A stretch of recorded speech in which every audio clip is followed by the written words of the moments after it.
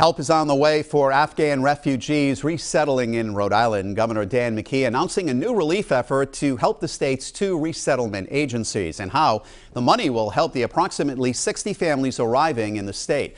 12 News reporter Alexandra Leslie joins us now live in studio with those details and reaction from one of the state's first Afghan refugees to arrive. Alex? Well, Mike, Governor McKee says the money will be split with those 2 organizations and help refugees with basic needs like housing, transportation, and food.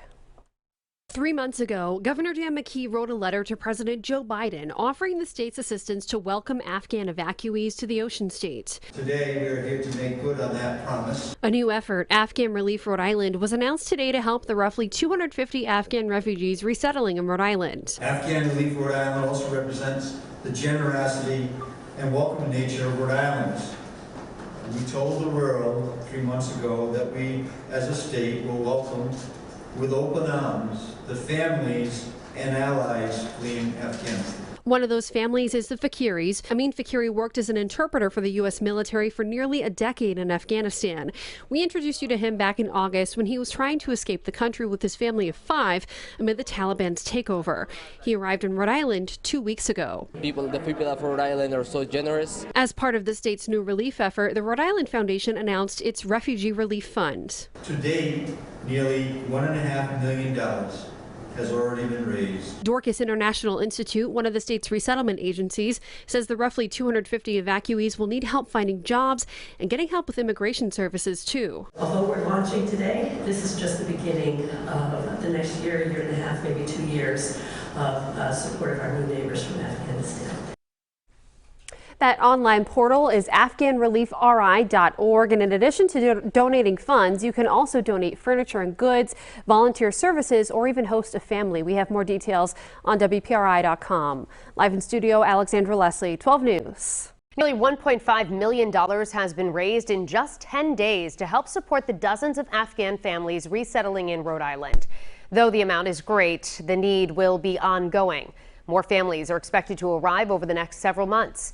12 News reporter Alexandra Leslie was at the Rhode Island Foundation today, where details were announced about the new relief efforts to help those families. Alex? Well, Shannon, the Rhode Island Foundation announced a new Refugee Relief Fund, which will be distributed through the state's 2 official refugee resettlement agencies. That's Dorcas International Institute, along with the Rhode Island and Catholic Social Services. The money comes as welcome support to agencies like Dorcas International, who were planning to resettle 150 refugees from other countries before the crisis in Afghanistan took place. This is almost unprecedented.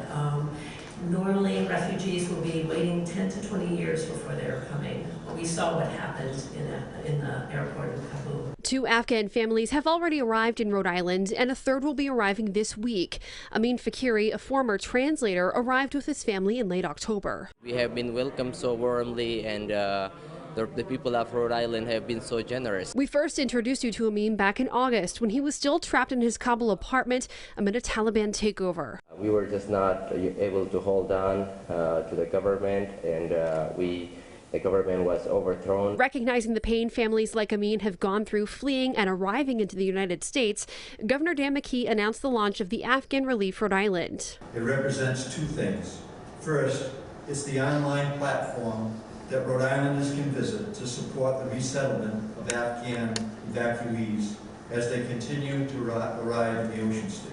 As part of this effort, the Rhode Island Foundation announced a new fund to help provide basic needs to refugees resettling into the Ocean State. Particularly housing, food, transportation, and other day-to-day expenses. Now, fundraising is live on that Refugee Relief Fund, and there are more ways that you can help with this effort. We have all the details to do so posted on WPRI.com. Live in studio, Alexandra Leslie, 12 News.